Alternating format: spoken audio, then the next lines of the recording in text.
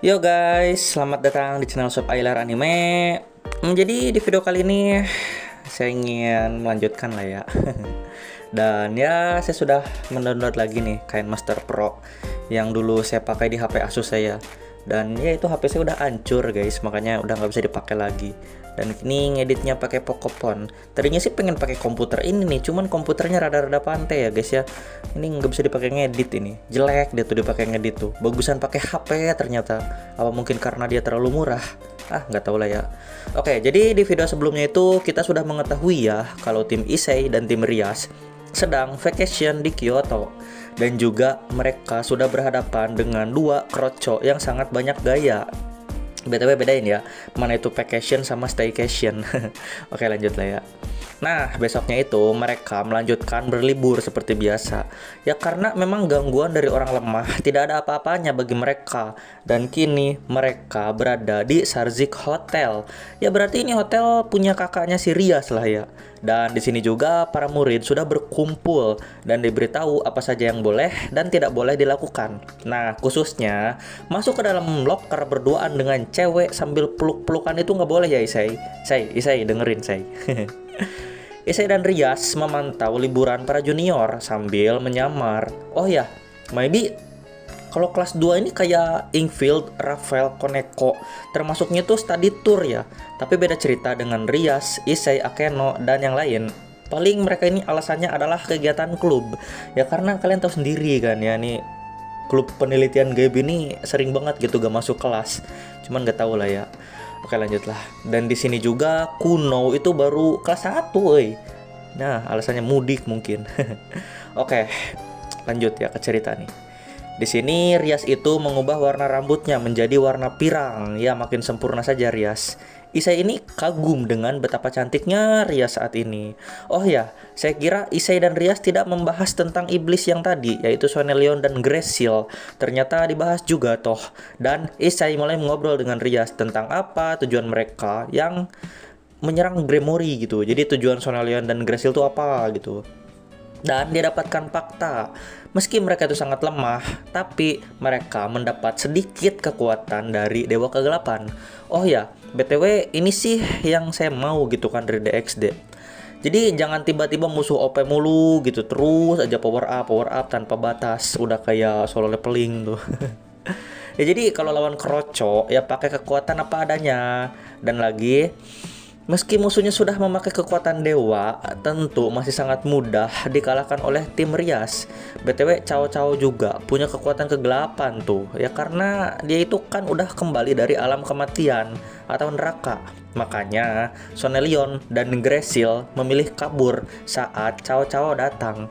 Ya daripada mereka mati konyol atau jadi tahanan tim Rias, mending kabur. Lalu Rafael menjelaskan kalau tim pemberontak seperti Chaos Brigade ataupun Kilop sudah kehilangan pemimpin. Dan ya pemimpin kedua kelompok itu sekarang lagi nyantui di rumah Issei sambil makan puding. Oh ya mungkin kalian bertanya-tanya nih ya, ini kan tadi Issei sama Rias doang berduaan ngobrol, kok tiba-tiba ada Rafael. Nah jadi sebenarnya di novelnya itu banyak terjadi time skip lah. Issei dan Rias banyak ngobrol, terus terjadi time skip. Nah ini udah ngumpul banyak orang nih.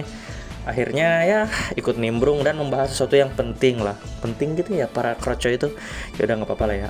Nah kalau misalkan kalian nggak tahu siapa itu pemimpin Kilop dan siapa pemimpin Chaos Brigade, kalian sih kebangetan ya. Buka dulu lah video lama saya deh. Lalu Rafael melanjutkan ya kalau target dari musuh adalah keluarga Citri dan Gremory. Tentu karena kedua Mao terdekat mereka sudah tidak ada. Jadi mereka akan diincar supaya tidak mengganggu di masa depan. Oh ya, yang udah nonton video saya sebelumnya pasti ngerti ya seberapa OP-nya tim Rias ini. Jadi emang benar harus di-ban dari dunia DXD. Di sisi lain, tim Slash Dog yang dipimpin oleh Ikuseta Bio juga sering bentrok dengan iblis-iblis tidak jelas. Jadi memang ya kalau dunia aman itu mungkin tidak seru kali. Lalu Rias menjelaskan kalau kota Kuoh memiliki pelindung yang kuat. Tapi yang namanya pelindung bisa ditembus apalagi oleh orang yang kuat seperti pemilik darah Lucifer. Di sini juga disinggung nama Nebiros. Entah ini Nebiros tuh siapa gitu kan ya. Nanti mungkin ada penjelasannya. Dan saat mendengar nama Nebiros ini, si kucing putih alias Koneko keringet dingin dan tersinggung sedikit sih dia. Katanya nih ya, Nebiros ini pelayan Raja Iblis Lucifer. Tapi dia tuh punah lah ya klannya. Dan tersisa si Nebiros ini sendiri. Lalu entah bagaimana caranya, tiba-tiba Koneko dan Kuroka lahir. Apakah mungkin berkaitan dengan majikan yang dibunuh Kuroka? Ya, who know. Tapi dari sini aja kita udah tahu gitu kan, dan bisa membayangkan. Nah, kalau memang benar majikan di DXD ini tidak main-main, pelayan Lucifer cuy, bahkan Gravia saja udah sekuat itu gitu kan. Dan dia ini role-nya support mid, bukan fighter kayak yang lain. Dan kalau ada orang yang bisa menembus shield kota Kuwoh, mungkin adalah Nebiros ini. Dan Nebiros ini adalah marga ya guys ya. Kayak si Gravia ini kan Lucipegus gitu kan. Nah, marga orang ini Nebiros gitu. Oke lah, lanjut lah ya. Dan didapatkan fakta jika orang yang bernama Georg yang kini rapat dengan tim Rias sudah bermain kejar-kejaran dengan Nebiros. Dia ini dibantu tim Slash Dog, tapi tetap aja ya Nebiros ini berhasil kabur. Oh ya, kalau kalian lupa siapa ini Georg, jadi saya sebenarnya lupa juga sih. Cuman karena dibahas di novel ini, jadi dia tuh ketahuan lah ya bahwa si Georg ini adalah teman Vali yang dulu yang bisa memakai kabut Annihilation, salah satu pemilik Longinus tuh. Oke, dan ini ceritanya tidak seru sih kalau saya bilang. Banyak banget talking-talkingnya cuy. Aduh, ini pun udah disingkat masih 2500 kata. Oke, lanjut lah ya. Dan singkat cerita, Ingvild ngantuk karena obrolan yang sangat panjang ini. Tapi dia tidak bisa tidur dengan benar. Isai minta maaf ya karena dirinya MC jadi tidak seru jika terlibat masalah. Kok terlibat masalah? Jadi tidak seru jika tidak terlibat masalah. Nah, loh Min, emang ada Isai ngomong gitu? Ya baca aja sendiri kalau nggak percaya. Beneran cuy ngomong gitu dia Isai. Isai meminta Rafael untuk menjaga Ingvild, dan Rafael mengangguk setuju. Ya, nurut-nurut aja ya junior saya yang imut-imut ini. Lalu obrolan pun berakhir. Dan ya, dari tadi mereka berada di dimensi lain toh. Tepatnya dimensi buatan Georg. Setelah keluar dari dimensi itu, Rafael dengan sigap langsung menghubungi Roswise dan Roygun Belphegor. Yang tentu karena mereka ini kan bukan siswa ya, jadi tidak ikut nimbrung. Tapi seperti biasa Roswise sedang asik belanja di toko 100 yen. Ya kan lumayan gitu sambil jalan-jalan, belanja, shopping-shopping. Singkat cerita, semua obrolan pun berakhir dan mereka pun membubar. Malam harinya mereka mengunjungi Tante Tobrut Yasaka. Kalau kalian tidak tahu apa itu Tobrut, jadi Tobrut itu adalah toket brutal ya guys ya, tatanya gede gitu. Gila nih admin. Dan di sana juga sudah ada si Cao dan juga Georg. Rias ingin membahas tentang apa rencana mereka ke depannya. Ya tiba-tiba Cao meletuk. Di dunia ini saling berhubungan dan setiap makhluk punya keluarga. Isai langsung membalas, lu tuh ngomong apa sih Cao gitu kan. Lalu Cao melanjutkan kalau dulu dia memiliki impian untuk menjadi yang tertinggi dan yang terkuat. Manusia bisa di atas iblis dan yang lain kalau mereka berusaha. Dan yang kuat akan mudah untuk mempertahankan hubungan. Tidak seperti yang lemah akan terus tertindas dan disakiti. Jika memiliki kekuatan, bahkan bisa membuat musuh kalah tanpa bertarung. BTW ini si Cao kenapa jadi tukang ceramah gini ya abis pulang dari neraka. Lalu Cao terlihat sedih dan dia mengingat teman-temannya yang sudah tertangkap karena tidak mau tobat. Ya meski ada beberapa juga gitu kan temannya yang tobat. Lalu Cao menepuk pundak Isai dan bertanya, maukah kamu menjadi temanku? Reaksi Isai itu sama seperti kita ya guys ya sebagai pembaca. Isai mengatakan kalau Cao ini mulai aneh, tapi ya tidak ada salahnya berteman dengan siapapun asal mereka baik.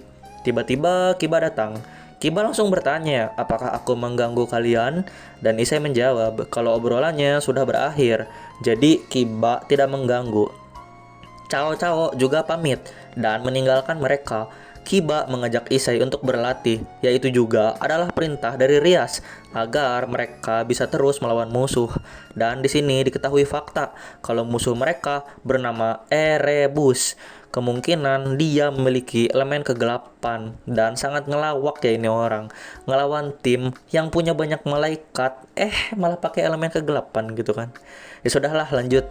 Dan di tengah malam, Isai ini mandi dan dia ditemani dengan Tante Tobrut Yasaka. Mungkin ini servis aja kali ya. Biasanya kan kalau ada adegan musuh ini saya skip. Tapi untuk kali ini pengecualian ya. Karena kebetulan saya juga sudah lama tidak update. Oke, let's begin. Issei yang sedang berendam tiba-tiba terkejut karena kemunculan Yasaka, dan Yasaka menarik tangan Issei ke antara dua buah dada yang sangat besar itu.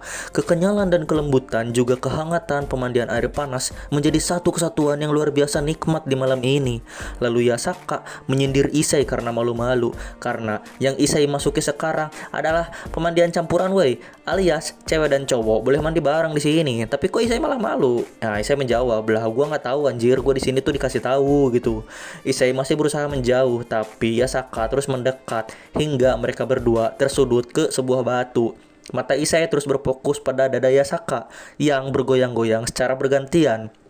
Issei berusaha menjelaskan lagi kalau dia tuh tidak tahu di sini pemandian campuran, dia hanya dikasih tahu di sini ada kamar mandi gitu aja. Yasaka sih bodo amat, dan dia menjelaskan kalau dia ingin memberi semangat pada Issei dan mungkin hal ini bisa membuat Issei sedikit bersemangat. Iya tuh, bersemangat banget tuh. Tiba-tiba saat mereka sedang berduaan dengan sangat romantis, datang Kuno yang memanggil Yasaka. Kuno kaget karena Issei dan Yasaka sedang berduaan. Dan ini bocil ya, anjir, bisa-bisanya gitu kan masuk ke pemandian campuran. Lalu Yasaka menjelaskan kalau dia ini kesepian karena sudah lama tidak berhubungan dengan pria. Nah, kalau mau nonton kemarilah Kuno, kata Yasaka. Issei kaget, lah buset, anaknya disuruh nonton live stream hal mesum kayak gini, kata Issei. Beberapa detik kemudian, tiba-tiba Akeno dan Rias ikut nimbrung dengan kemesuman Issei. Issei langsung ditarik oleh Rias dan Akeno, karena ini belum waktunya wey untuk melakukan hubungan seperti itu. Yasaka agak kecewa karena gagal berhubungan intim dengan Issei. Gila nih anjir. Nah guys, dengan adegan ini apa kalian akan menganggap Rias dan Akeno beban karena menggagalkan Issei yang ingin enak-enak? Ya tentu tidak lah ya guys ya, karena kalian sudah menonton video saya yang kemarin, Nice SI Events. Dan begitulah keseruan malam ini. BTW ini masih panjang, baru bagian 4 toh. Minum dulu ya guys ya. BTW ini nggak bakal cukup sih anjir recordingnya. 2500 kata, ini nggak tahu baru nyampe mana ya. 2500 kata itu minimal 25 menit.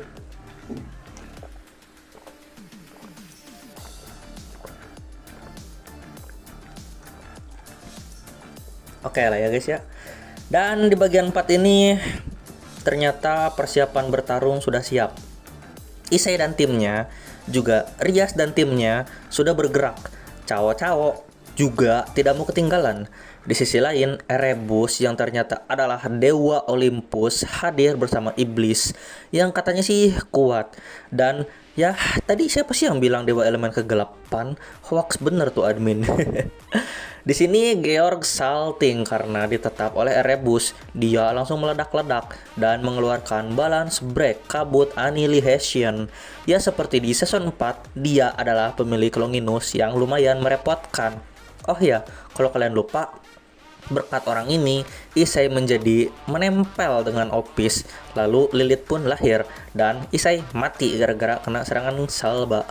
Lalu Issei dan yang lain mulai teleport ke arah musuh. Musuh-musuh di sini, kalau dari narasinya sih katanya kuat. Iblis Ultimate mereka tuh ya guys ya. Nah jadi kalau kalian tidak bisa membayangkan bagaimana kekuatan Iblis Ultimate, ya kurang lebih mereka ini setara Rias. Jadi bayangkan aja musuhnya ini Rias tapi jumlahnya sangat banyak. Ya begitulah kekuatan musuh. Oke, apa harus dilanjut? Kita cek dulu sepanjang apa next chapternya. Dan ya panjang sih guys ya. Sudah dulu apa ya? Baru udah 14 menit nih. Oke lah, gampang, ntar tinggal edit.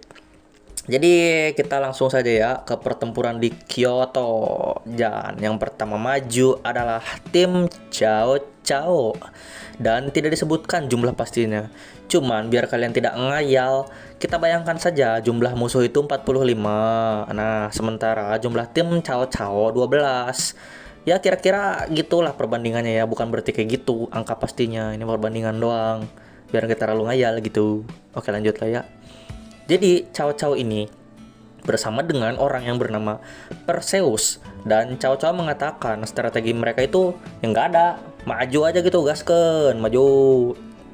Tiba-tiba pas Cao Cao datang, tiba-tiba pas Cao Cao bilang gitu, datang seseorang yang bernama Lin Selzan.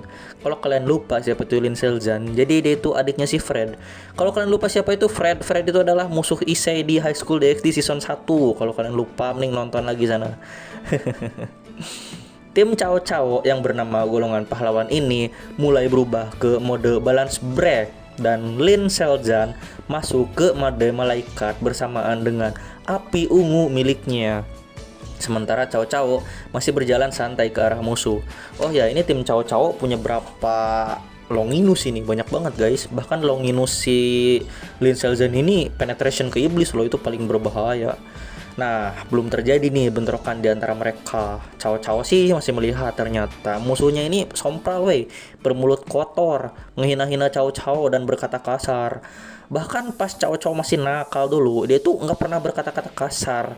Dan di sini Cao Cao mikir kalau musuhnya ini seperti bocah. Lalu tiba-tiba ada beberapa iblis yang menyerang Cao Cao. Tapi dengan santainya dia pukul guys memakai Holy Spear. Iblis itu pun langsung lenyap. Sekuat itu tuh guys Cao Cao. Musuh yang setara Rias di one hit. Nah lalu tiba-tiba ada seseorang yang menyerang Cao Cao bertubi-tubi. Ya tapi karena lambat tentu tidak ada serangan yang kena pada Cao Cao. Iblis ini berkata kalau dirinya terkuat, bahkan sekuat Sonelion dan Gresil. Yang tentu Cao Cao sih bodo amat lah ya. Toh Sonelion dan Gresil aja kabur pas ngeliat dia. Dan benar saja, satu serangan dari Cao Cao membuat iblis bocah ini langsung musnah menjadi debu. BTW, you know guys, ini si Cao Cao dari tadi ribut ya sambil jalan santai, tapi ini mulutnya nggak berhenti nyanyiin lagu Opaya Dragon. Jadi fans Issei lah si Cao Cao ini. Nah, tiba-tiba saat si Cao Cao lagi asik nyanyi, Sonelion datang dan dia ingin memperjelas fakta kalau dia tidak takut pada Cao Cao. Ya Cao Cao sih bodo amat ya. Kalau mau melakukan sesuatu ya silahkan, kalau bisa gitu kan. Sonelion terdiam sebentar, lalu dia mulai menyerang Cao Cao dengan portal-portal, tapi dengan santainya dihindari oleh Cao Cao. Sonelion heran, padahal Cao Cao ini tidak cepat, tapi dia mampu menghindari serangannya dengan mudah. Lalu Sonelion menebak kalau Cao Cao bisa memperhitungkan langkah 1 detik berikutnya dari musuh. Jadi maksudnya 1 detik kemudian itu ya si Cao Cao tahu lah memprediksi masa depan gitu. Dan BTW Cao Cao ini punya teleportasi, cuman belum dipakai aja lah ya guys ya. Nah lalu Sonelion mulai gila karena serangannya tidak ada yang kena. Lalu dia menaikkan auranya ke titik maksimal. Sonelion langsung berteriak, musnahlah. Seketika seluruh area di sekitar Cao Cao dihapit oleh dimensional crash. Cao Cao melompat tinggi dan menatap ke bawah, terlihat seperti lubang galian yang sangat dalam tercipta seketika. Cao Cao langsung mengaktifkan balance break miliknya, dan ya sekarang Cao Cao baru sedikit serius. Dia menghindari setiap serangan Sonelion yang sangatlah lambat. Cao Cao membalas dengan menembakkan 6 dari ke-7 bola balance breaknya, membuat klon-klon yang membuat Sonelion makin pusing sejadi-jadinya. Sonelion berusaha membuat habis para klon, tapi klon ini bisa regen terus-menerus. Lalu Cao Cao menjelaskan kalau dirinya hanya kalah dari para dewa dan keberuntungan dari seseorang. Dan apakah kau seberuntung itu? Sonelion menyuruh Cao Cao untuk diam dan jangan banyak omong. Ntar kita ganti recording dulu. Oke, jadi tadi Cao Cao sudah melawan Sonelion lah ya. Nah, Cao Cao ini nggak berhenti-berhentinya ngerosting, dan dia tidak mau disuruh diam. Saat itu juga Sonelion tantrum gak karuan. Tiba-tiba Cao yang asli sudah ada di hadapan Sonelion. Semua klon Cao lenyap, tapi Sonelion tidak dapat merespon. Dan akhirnya Cao memotong tangan kanan Sonelion, membuat Sonelion menjerit sejadi-jadinya, lalu pingsan karena rasa sakit yang luar biasa. Beberapa detik kemudian, dia bangun lagi dan langsung kabur dari Cao. Tiba-tiba, Erebus memberikan sedikit kekuatan pada Sonelion, dan Sonelion memakainya untuk mengisi energi di tangan kiri, lalu menembakkannya pada Cao. Cao menghindar, tapi serangan itu kena ke tumpukan mayat teman Sonelion. Ternyata itu adalah bom iblis yang sangat kuat. Sonelion berencana mengirimnya ke Kyoto memakai teleportasi. Tentu karena Cao sudah berjanji untuk menjaga Kyoto pada Yasaka. Nah, akhirnya dia pun sedikit panik sekarang. Dan Sonelion senang karena akhirnya bisa melihat wajah Cao berubah. Tapi di sisi lain, teman Cao yang bernama Herakles maju dan menghentikan ledakan bom itu. Meskipun efeknya sangat luar biasa, bahkan Herakles terluka parah, tapi dia masih hidup. Ini Cao tuh marah ya guys ya, karena Sonelion berani menyakiti temannya. Dia memakai kekuatan teleportasi dan memotong tangan kiri Sonelion. Sonelion berteriak lagi karena saking sakitnya. Lalu Cao dengan tatapan dingin berkata, "Padahal kau sudah kuberi kesempatan." Lalu Cao menusuk dada Sonelion dan akhirnya dia mati. Oh ya guys, mungkin kalian mikir nih kalau Cao di sini sudah serius, tapi sebenarnya enggak coy. Balance break ini kalau di Issei itu ibarat scale mail. Nah, scale mail ini masih bisa di-upgrade jadi Triana Queen, Triana Bishop, Triana yang lain lah ya. Nah, gitu guys. Kalau misalkan dia serius, dia itu pakainya True Aida. Aida lagi. True Idea. Nah, jadi Cao itu baru tahap awal pertarungan. Ya bahkan dari 7 power True Longinus, Cao tuh baru pakai 2 ya guys ya. Nah, kalau Cao serius, dia pakai True Idea plus 6 kekuatan True Longinus. Lah min, kenapa cuma 6? Ya mungkin kalian lupa, tapi salah satu jurus True Longinus ini adalah menyegel kekuatan wanita. Jadi gak mempan ke cowok.